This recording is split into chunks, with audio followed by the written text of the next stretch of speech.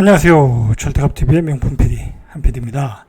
자, 어제 우리가 봤듯이 이제 인구가 감소하기 시작했다. 2030년 되면 부산 인구만큼의 도시 인구가 사라진다. 그것도 세계에서 가장 빠른 나라다. 인구 감소 속도가. 자, 대한민국은 사라질지도 모른다. 세계의 학자들이 이야기하고 있어요. 아주 섬찟한 미래예요. 자, 근데 거기에 또 더불어 대한민국의 리스크가 또 하나 있어요. 바로 1, 2인 가구의 급증. 2인 가구는 그래도 괜찮아요. 그런데 1인 가구의 급증이 늘어나고 있다는 거예요. 자, 1인 가구 수가 700만이 넘었어요. 716만 6천 가구. 전년 대비 7.9%. 그러니까 716만, 717만이라는 거예요. 1인 가구가 700만 명을 넘은 건 관련 통계 집회가 시작된 이래 처음이다. 1인 가구가 차지하는 전체 비중에서 33.4%를 차지하고 있다는 거예요. 그러니까 10사람 중에 3사람 이상이 1인 가구다라는 거예요. 한번 우리 주변에 한번 보세요. 내 주변에 혼자 사시는 분들을 봐보세요. 우리 어머니도 혼자 살 수 있고, 우리 아버지도 혼자 살 수 있고, 우리 형도 혼자 살 수 있고, 누나도 혼자 살 수 있고, 조카도 혼자 살 수 있고, 그렇게 혼자 사는 사람이 많아졌다라는 거예요. 자, 2인 가구는 607만 7천 가구, 28.3%. 그러니까 1, 2인 가구 다 합치면 61.7%예요. 자, 그러니까 1인 가구, 2인 가구가 대한민국의 61%다. 자, 중요한 건 이 사람들 대부분이 투표권이 있는 사람들이야. 그렇지 않겠어요? 이제 나이가 드신 분들이 혼자 살지, 나이가 투표권이 없는 사람들이 혼자 살지는 않잖아요. 마찬가지로 2인 가구도 나이가 드신 분들이 둘이 살 거 아니에요. 자, 그러니까 우리 정치도 결국은 1인 가구, 2인 가구에 초점을 맞출 수밖에 없다라는 거예요. 자, 그리고 이게 문제가 뭐냐면 1인 가구가 혼자 산다는 게 결국 경제적 상황이 좋아서 혼자 산다는 게 아니잖아요. 그죠? 경제적 상황이 좋으면 가족을 이루고 살겠죠. 물론 이제 경제적 능력이 좋은데도 혼자 사시는 분들이 있어요. 우리가 이제 흔히 말하는 이제 능력남, 능력녀, 골드미스, 그런 분들 아니에요? 자, 근데 그런 분들은 통계상으로 잡히질 않는다. 크게 잡히질 않는다. 대부분이 빈민층, 그리고 경제적으로 어려운 분들, 노령층, 그런 분들이기 때문에 결국은 이게 사회 양극화가 더 벌어지고 있다라는 거예요. 결국은 이게 이제 사회 문제가 되고 국가가 복지로서 뒷받침하지 않으면은 결국 큰 문제가 될 수 있다라는 거예요. 2015년만 해도 우리나라 1인 가구 비중이 27%, 벌써 1년에 1%씩 증가하고 있다라는 거예요. 그러니까 2030년 되면은 1인 가구가 40%까지 증가할 수 있다는 거예요. 10명 중에 4명이 혼자 산다. 이거 심각한 수준이죠. 그때는 이게 OECD 평균 수준이었다는 거야. 그런데 지금 평균 수준이 넘었죠. 노르웨이, 스웨덴 같은 데가 혼자 사시는 분들이 많거든요. 이런 나라는 또 복지국가고 자유스러운 나라니까 개인적인 자유를 중요시하는 나라니까 1인 가구의 비중이 40% 내외라는 거예요. 자, 우리도 2030년 되면 40%가 되는 거야. 대한민국 현재 33.4%. 결국은 1인 가구의 증가라는 것은 이 대가족은 이미 붕괴했고, 그 다음에 이제 핵가족으로 갔잖아요. 핵가족, 한 자녀 하나나 둘, 그렇게 우리 세대 때 핵가족으로 갔는데, 그 다음에 이제 1인 가구로 다시 가는 거예요. 이제 가족이라는 공동체가 깨지는 거예요. 깨지는 거. 어떻게 보면, 우리 산업화가 급격하게 이루어지면서 우리는 이미 가족 공동체라는 게 깨졌어요. 왜냐면 저 같은 경우도 이제 교육을 위해서 시골에서 서울로 이렇게 유학을 왔잖아요. 그러면서 다 깨지는 거야. 그리고 애들이 이제 대학교를 졸업하고 대학교를 진학할 때 이미 서울이나 수도권으로 또 올라오잖아요. 취업을 위해서 또 서울로 수도권으로 오잖아요. 이제 가족과 같이 사는 사회가 아니에요. 이제는. 그러니까 어떻게 보면 대학을 졸업하고 취업을 하고 이제 혼자 사는 게 편한 세대가 온 거야. 편한 세대. 사실 이건 좀 다른 얘기지만 부모님하고 사는 게 편한 점도 있지만 불편한 점도 많거든요. 이렇게 부모님이 참견을 많이 하잖아요. 너 왜 뭐 공부 안 하니? 너 왜 뭐 술 많이 마시니? 너 왜 뭐 그런 거 있잖아요. 이제 그런 것 때문에 이제 혼자 사는 게 편한 세대가 됐어요. 시대가 됐다. 이 연령대로 보면은 20대의 1인 가구 비중이 18.6%로 가장 높다. 당연하죠. 이제 졸업하고 이제 독립하는 사람들이 많으니까. 30대도 16.2%, 30대 쪽 결혼한 사람들이 있으니까 한 2%가 결혼하니까 그래도 30대도 16%, 자 40대도 10.9%, 거의 11%, 결혼 안 하는 사람들이 있다는 거야. 그리고 돌아온 싱글들이 많다라는 거야. 50대도 12%, 이게 심각하죠. 60대가 15.4%, 70대가 21%. 70대 되면 이제 사별하시는 분들이 있잖아요. 그죠? 그런 분들이 있기 때문에 점점 높아지는데, 이 1인 가구의 비중이 가장 많이 높아지는 부분이 70대 이상. 여기가 문제라는 거예요, 여기가. 여기 또 빈민층들이 다 몰려 있어요. 자, 20대는 학업과 취업으로 이제 부모로부터 독립을 하는 거고, 그러니까 이 1인 가구가 되는 거고, 30대, 40대가 되면 혼인과 출산으로 2인과 3인 가구가 늘어나는 거고, 자, 60대가 되면 이혼 또는 사별 등으로 고령 가구에서 고령층 노인 인구가 1인 가구가 되는 거고, 자, 그렇게 분화되고 있다. 1인 가구가 만들어지고 있다. 다 보시면은 결국 경제적으로 우월한 분들이 그렇죠. 뭐 20대니까 당연히 이제 아무래도 이제 경제적으로 하위 계층이고 뭐 30대, 40대 또 이혼하신 분들도 뭐 아무래도 경제적인 능력이 조금 모자랄 수 있고 60대 뭐 이혼하고 사별하고 하면 뭐 60대는 고령 인구니까 당연히 경제적으로 부족한 계층이고 그러니까 1인 가구라는 게 결국은 이게 국가의 복지가 뒷받침하지 않으면 어떻게 생존하기가 쉽지 않은 계층이다라고 보셔야 될 것 같아요. 자, 이런 1인 가구가 40%가 된다는 걸 우리가 여기서 무슨 의미를 받아들여야 되냐면 우리가 이제 공동체 중 그 공동체의 최소 단위가 가족이잖아요. 이 가족이 대가족으로 살았어. 60년대 이전에는 막 그냥 다 같이 살았잖아요. 우리 큰아버지도 옆에 살고 작은아버지도 옆에 살고 형제가 다 같이 살았잖아요. 그때는 농업 사회니까 농사로 먹고 살던 시대니까. 자, 그러면서 이제 도시로 다 떠나면서 소가족 형태로 바뀌기 시작했죠. 그때가 이제 60년 이후에 이제 산업화 도시화가 되면서 다 이제 도시로 가고 뭐 이주하고 그렇게 되는 거죠. 큰아버지도 서울로 가고 뭐 작은아버지는 미국으로 가고 70년대 되면 미국으로도 가고 그렇게 이제 대가족에서 소가족으로 갔다. 가족의 개념이 퇴색하게 되는 거죠. 그러면서 이제 산업화가 더 발전되고 이제 대학 진학을 위해서 서울로 가고 취업을 해서 서울로 가면서 이런 혈연적 가족의 어떤 본연의 기능이 없어지고 이런 핵가족에서 1인 가구로 가게 됐다라는 거예요. 이게 인력적으로 보면 2008년 1인 가구의 연소득이 2,116만 원이라는 거야. 전체 가구의 연소득이 5,828만 원이니까 비교하면 36.3%밖에 안 된다는 거야. 그러니까 1인 가구는 2인 가구, 3인 가구, 4인 가구보다 더 가난하게 산다라는 거예요. 자, 그러니까 이렇게 가난하게 사니까 20대, 30대들이 결혼을 안 하게 되겠죠. 결혼 안 하게 되죠. 자, 그러면 1인 가구로 왜 결혼 안 하고 살게 되냐? 거기에는 이제 집값이 있는 거야, 집값. 집값의 폭등. 그걸 따라갈 수가 없는 거야. 이분들의 소득으로는. 응? 자, 그러니까 결국 집값이 폭등하면 1인 가구도 폭증하게 되는 거야. 이게 대한민국의 현실이고 잘못하면 대한민국이 망할 수밖에 없는 거야. 이렇게 되면 이런 현상이 가속화되면 망할 수밖에 없다. 결혼 안 하면 애들을 못 낳는데 애들이 노동인구를 공급을 해주고 경제가 돌아갈 수 있는데 애들이 안 낳으면 뭐가 되겠어요? 아무것도 안 되는 거야. 이게 문제가 되는 거예요.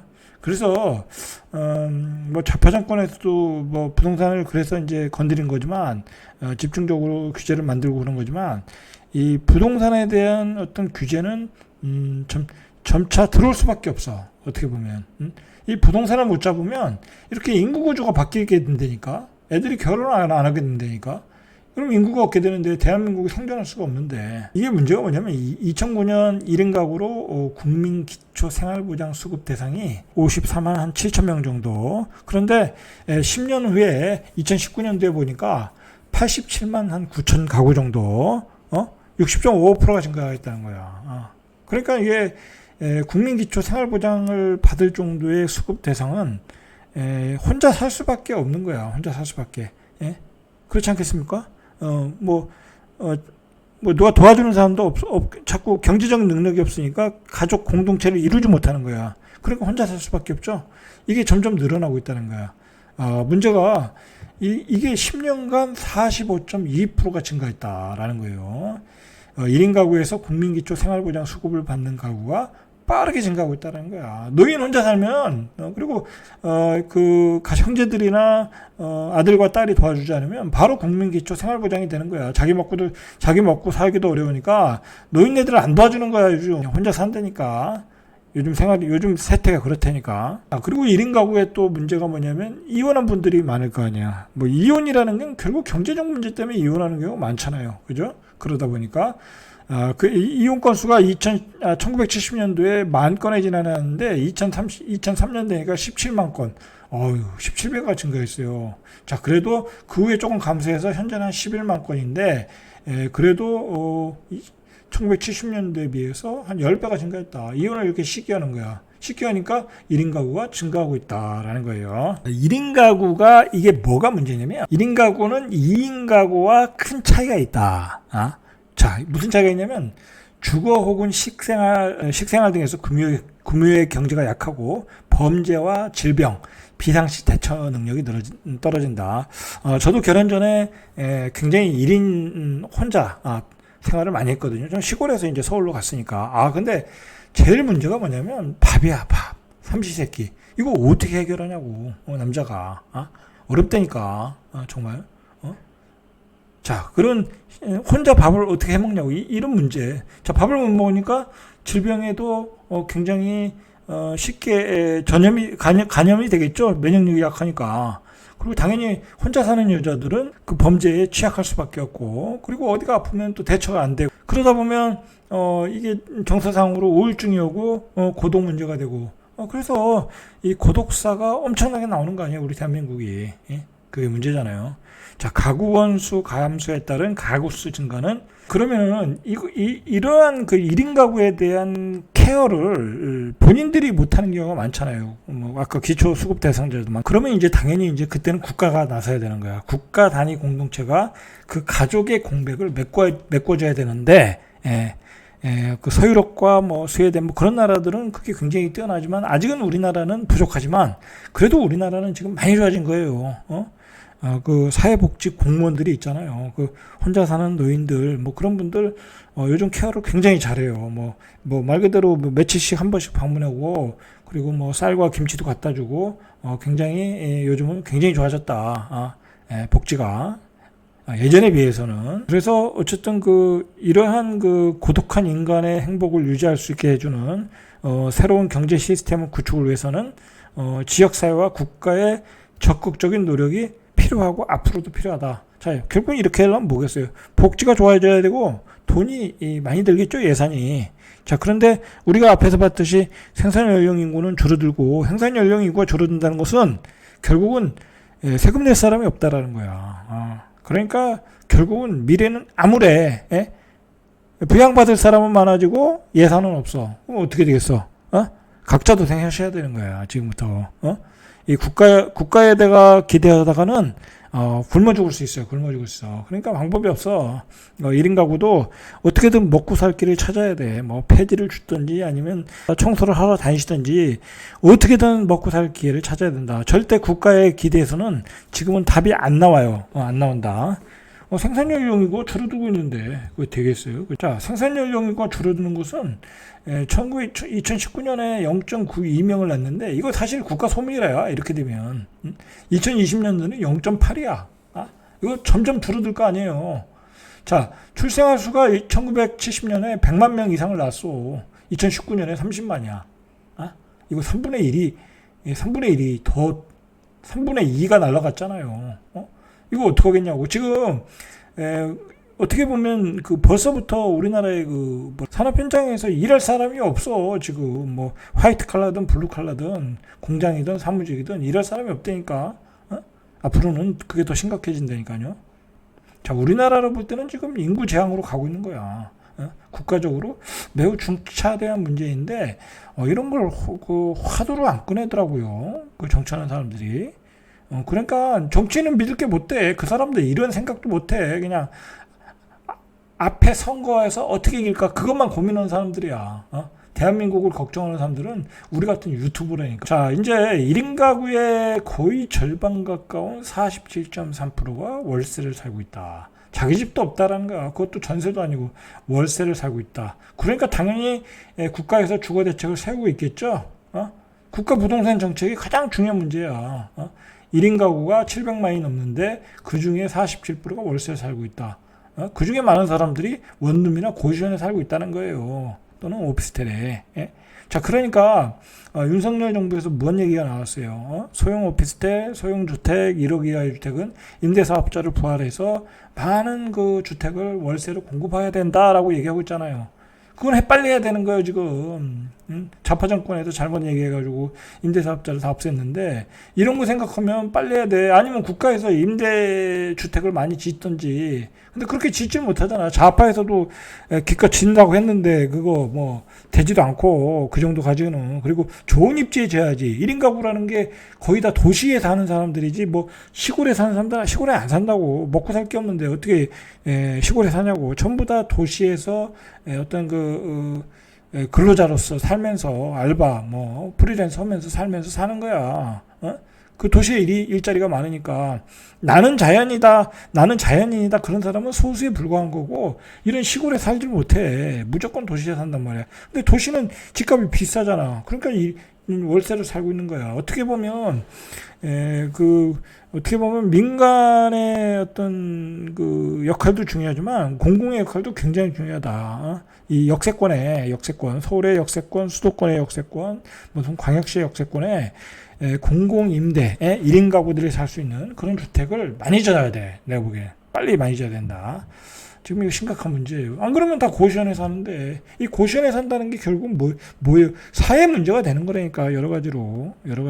주거가 안정돼야 그 사람들의 정신 건강도 좋아지고, 올바른 그 어떤 가치관을 가지고 사회생활에 적응할 수 있을 거 아니에요. 자, 그렇지 못하다는 거야. 주거가 해결이 안 되면. 1인 가구 중에서 저소득층인 청년들, 노인들의 주택 문제가 시급하다라는 거예요. 자, 이거 앞에서도 계속 얘기하지만, 자, 이런 그 저소득층 청년들은 옥탑방 반지하에 살고, 자, 옛날엔 살았지만 지금은 그런 시대가 아니잖아요. 그죠? 이제 선진국인데. 예? 자, 이를 위해서는 신규 소형 아파트를 많이 짓고 값싸게 보급을 해야 된다. 그리고 월세가 급등하지 않도록 하는 부동산 정책이 중요하다. 자, 그런데 지금 월세가 급등하고 있어요. 이거 어떡할 거냐고.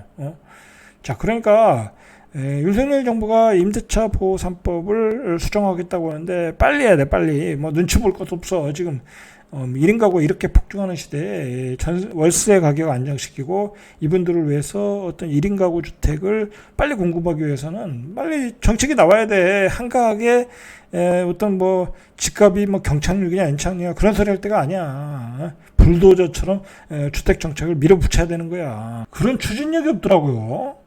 이번 장관도. 자, 2030년에 1인 가구가 1년새 2030 1인 가구가 1년새 95만이 급증했는데, 이분들이 하는 얘기가 집값이 너무 올라서 결혼을 못 하겠다는 거야. 월급을 모아봤자 전세값, 집값 상승을 따라가지 못한다. 여러분, 결혼을 남녀가 만나서 결혼하는데 어느 정도 공간이 되는 집을 얻어야 결혼을 하든지 말든지 하지. 이제 애도 낳아야 되는데 원룸 하나 얻어가지고 거기서 살겠어요? 뭐 그래서 결혼하겠냐고. 옛날에는 방 한 칸 얻어서 살았어. 근데 지금은 그렇지가 않잖아요. 그렇게 살던 사람들이 아니니까. 여러 가지 복합적인 이유가 있겠지만 최근 1인 가구의 증가는 이 부동산의 갑작스러운 폭등에 가장 영향을 끼쳤다는 거예요. 95만이 급증한 데는. 자, 그러니까 이 부동산 폭등은 굉장히 사회에 악이 되는 요소예요. 악이 되는 요소. 제가 보니까 뭐 저도 부동산을 사가지고 많은 이득을 보긴 했지만, 그러나 이 대한민국이 건전하게 발전하기 위해서는 굉장히 악의 축이다라고 보셔야 돼요. 그러니까 이게 유튜브 나와가지고 부동산 전문가라고 막 부동산 뭐 계속 폭등한다. 앞으로 뭐 3배 올랐는데 조정받고 또 폭등한대. 예? 그런 헛소리하는 그 전문가들은 사회 공동체를 전혀 의식하지 못하는 사람들이야. 대한민국 사회가 역사적인 발전, 뭐 건전한 발전을 위해서는 그런 소리를 하면 안 되는 거예요. 그런 소리는 그냥 수강생들, 자기가 돈 받고 수강생들한테 학원의 강의실에서 해야 되는 거지. 그거 뭐 방송에 나와서 기자들하고 막 그렇게 얘기하면 안 되는 거야. 대한민국 망한다니까. 여기서 부동산 폭등하면 사회가 양극화되고 1인 가구는 더 늘어나고 애들은 결혼 안 하고 대한민국은 세금 낼 사람이 없어진다니까. 이거 심각한 문제라니까요. 그러니까 여러 가지 이제 윤석열 정부에서 규제를 완화하고 그러지만은 중요한 거는 그 보안 장치를 해야 되는 거야. 이 투기꾼들이 투기를 못 하도록. 그러니까 뭐 보유세를 강화한다든지, 예? 그럼 취득세는 완화해야 돼. 왜냐면 취득세만 사라 이거야. 사서 임대 놓으면 되니까. 그 공급을 막으면 안 되는 거잖아요. 그러나 보유세는 쉽게 완화하면 안 되는 거야, 이거는. 그리고 우리나라 보유세가 미국이나 일본보다는 비싸거든요, 아직은. 물론 이제 종부세 때문에 좌파 정권에서 뭐 어마어마하게 올렸지만 그건 지나친 거고. 그리고 우리나라가 이게 문제가 뭐냐면 그 1인 가구의 증가의 가장 근본적인 원인. 부동산 폭등은 2차적인 원인이고 이 대한민국 교육의 문제야. 이건 좀 복잡한 얘기인데 우리나라는 딱 애들이 목표가 똑같잖아요. 부모님의 목표가 똑같아. 무조건 좋은 대학 들어가야 된다. 그러니까 죽어라고 영어 수학만 하는 거야. 근데 영어 수학 다 잘해요. 다 잘할 수가 없잖아요. 어차피 등급으로 나눠지니까. 만점 맞는 놈, 뭐 한 개 틀리는 놈은 1등급 맞는 거고 그 밑으로 2등급, 3등급 되는 거니까 다 잘할 수가 없잖아요. 그러니까 쓸데없이 영어 수학만 잘하는 거야. 다 영어 수학 잘할 필요가 없잖아요. 어떤 애들은 뭐 만드는 걸 잘할 거고 어떤 애들은 컴퓨터 프로그램을 잘할 거고 각자 개성에 맞게 교육해야 되는데 모두가 영어 수학 잘해서 서울에 좋은 대학 가서 좋은 대기업에 취업하는 게 목표야. 그러니까 여기 탈락한 애들은 다 이거 나부자가 돼가지고 1인 가구가 되는 거예요. 1인 가구가 알바 뛰고 그렇게 되는 거야. 그 중에서 또 좀 정신 차린 애들은 부동산 재테크 거고 경매에서 그나마 이제 사회 적응해서 나가는 거고 이거 문제라니까. 이거 안 고쳐지면 대한민국은 미래가 없는 거예요. 기술자는 기술만 배우면 되는 거고 그렇지 않겠습니까? 예술하는 사람은 예술만 잘하면 되는 거고 각자 개성에 맞게 교육을 받아야 되는데 모두가 영어 수학 학원만 다니고 있는 거야. 요즘 시대는 또 그런 시대도 아니잖아요. 다양한 그 하드웨어보다는 소프트웨어가 중요한 시대인데 그 소프트웨어에 맞게 교육을 해야죠. 보세요. 1인 가구가 700만 정도면 그러면 그 사람들 1인 가구는 다 투표권이 있는 사람들이잖아요. 그러면 이 사람들의 선거에 참여율이 저조한 편이라는 거야. 그러면 이거 민주주의 사회도 영향을 받을 수 있어요. 아무래도 정치권은 1인 가구의 표를 무시할 수가 없어. 700만이나 되는데. 근데 선거 때 보면 1인 가구에 대한 정책은 거의 안 나와. 무관심하다는 거죠. 무관심하다. 근데 앞으로는 그렇게 할 수 없겠죠. 1인 가구가 40%까지 가보라고. 그러면 투표권이 800만이 되는데 어떻게 무시하겠냐고. 1인 가구가 700만 시대에서 이제 2030년 되면 800만 시대로 간다. 자, 1인 가구는 도시로 모여들 수밖에 없어요. 특히 서울 수도권으로 몰려들 수밖에 없다. 자, 이렇게 되면 지방은 소멸이야. 점점 고등학교 졸업하고 다 서울로 오고, 그죠? 노인들은 다 도시에 살고, 자, 그렇게 된다는 거야. 자, 사회는 양극화되고 전부 도시로 몰려들 수밖에 없다. 얘 분명히 부동산에 어떤 영향을 주겠죠. 지방 도시는 안 그래도 자연적인 인구 감소가 있는데 거기다 더불어 1인 가구가 서울 수도권으로 몰려든다. 어떻게 되겠냐고. 자, 생각을 해보세요. 이상 절대값 듀베 명품 PD 한 PD였습니다.